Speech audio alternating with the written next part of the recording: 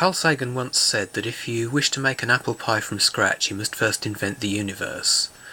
Now, ever since I was a kid, I've had this kind of dream of building a computer from scratch, in that sense, rather than just the buying components and plugging them together sense. And over the last few years, FPGAs have got to the stage where that's actually a realistic goal. And this project I've been meaning to finish off for quite a while. I've blogged about it before, but finally this Christmas found time to put it together. And what I've basically got here is an FPGA development board here with a Cyclone 3, about 25,000 logic elements on it, a custom built audio video board there which has an 18-bit resistor ladder, digital analog for the monitor, a fairly standard Sigma Delta for the audio, and also has PS2 keyboard and mouse on there.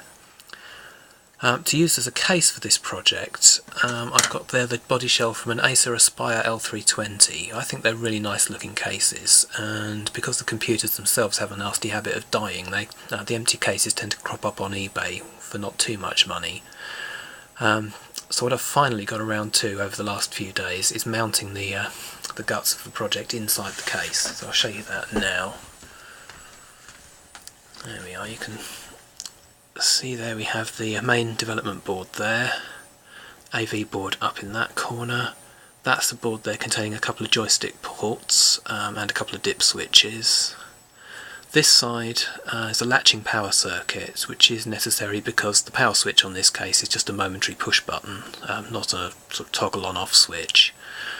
Also we have a little circuit there providing RS232 serial, which goes to a socket on the back there. An Arduino SD card module there, which goes to a front mounted SD card slot, which hides quite nicely behind that little panel.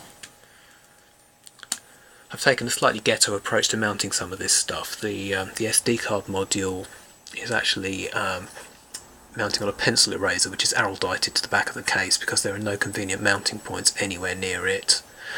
And at the back there on the joystick ports and on the RS232 serial, you can see that sort of white mass, which is polymorph, otherwise known as shape block or polycaprolactone.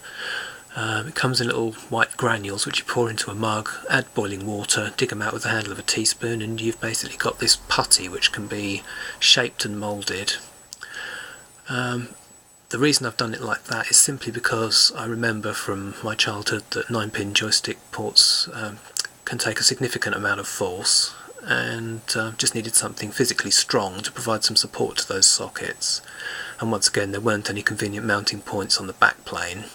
So what I've done is created this sort of polymorph mass around the ports, and then used self-tapping screws to actually screw the polymorph to the back, and the end result is really quite strong and should stand up to some significant punishment. So, as I say, a little bit on the ghetto side, but if it works, who cares?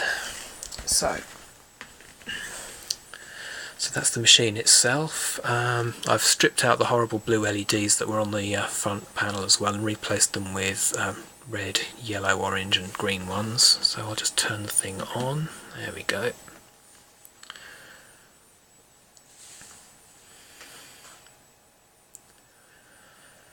Needless to say, the FPGA can hold any of a number of different cores, but what I've got programmed into it for the moment is the Minimig core, which I've shown once before.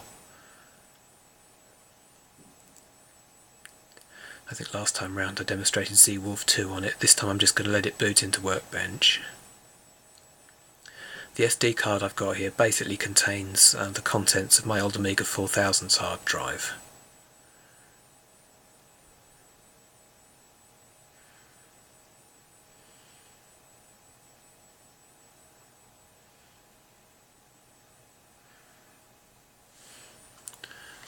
So let's run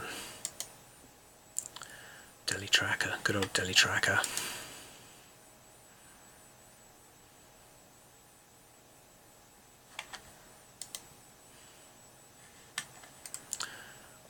And one of my favourite pieces of video game music from back in the day. Let's have the title theme from Ghouls and Ghosts.